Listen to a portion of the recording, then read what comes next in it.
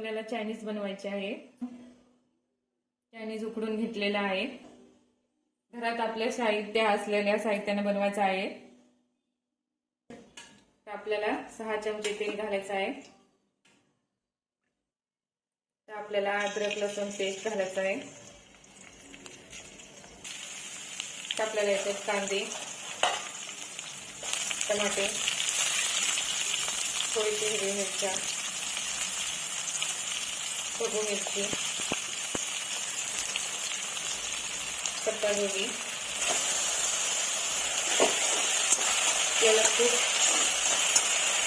तर आपल्याला टमाटर सॉस घालायचा आहे, शेजवान चटणी,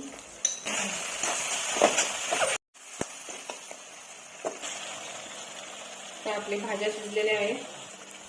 तर आपल्याला 1 वाटी याच्यात पाणी घालायचं आहे।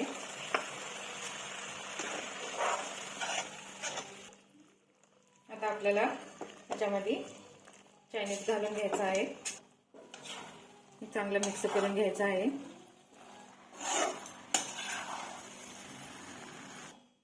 आपली चायनीज किती मस्त झालेली आहे।